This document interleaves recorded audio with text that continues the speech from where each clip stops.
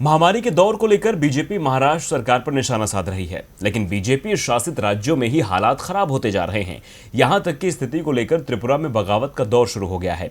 नेताओं में असंतोष इस कदर बढ़ गया है कि सीएम विप्लव कुमार देव को दिल्ली दरबार में पेश होना पड़ा। जी हां, इस वक्त त्रिपुरा में बीजेपी में सब कुछ ठीक नहीं चल रहा है। ये मनमुटाव बीजेपी के लिए खतरे की घंटी बजा रहा है। त्रिपुरा में जब से बीजेपी की सरकार बनी है, तब से खटपट की खबरें सामने आ रही हैं। कभी सीएम विप्लव देव के बयानों को लेकर नेता मोर्चा खोलते हैं, तो कभी नीतियों पर सवाल उठाए जाते हैं। और अब महामारी को लेकर पार्टी विधायकों और गठबंधन आईपीएफटी विधायकों के बीच मनमुटाव चल रहा है।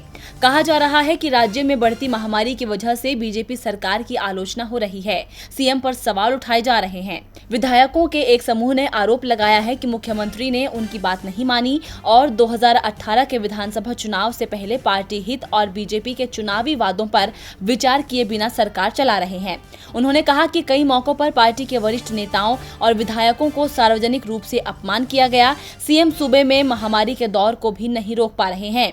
दरअसल विधायकों का ये गुस्सा सीएम के उस बयान पर फूटा है, जिसमें उन्होंने मीडिया को खरी खोटी सुनाई थी। पिछले दिनों दक्षिण त्रिपुरा में एक सभा को संबोधित करते हुए मुख्यमंत्री ने मीडिया को चेतावनी देते हुए कहा था कि अति उत्साही मीडिया का एक वर्ग झूठी खबरें प्रकाशित करके लोगों को भ्रमित करने की कोशिश कर रहा है।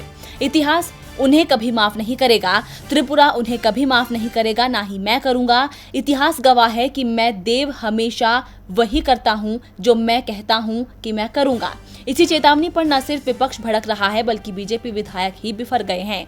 इस मनमुटाव को लेकर बीजेपी की बेचैनी बढ़ गई है। इसीलिए हाईकमान ने सीएम विप्लव कुमार देव को दिल्ली बुला लिया। कहा जा रहा है कि हाईकमान सीएम से नाराज हैं।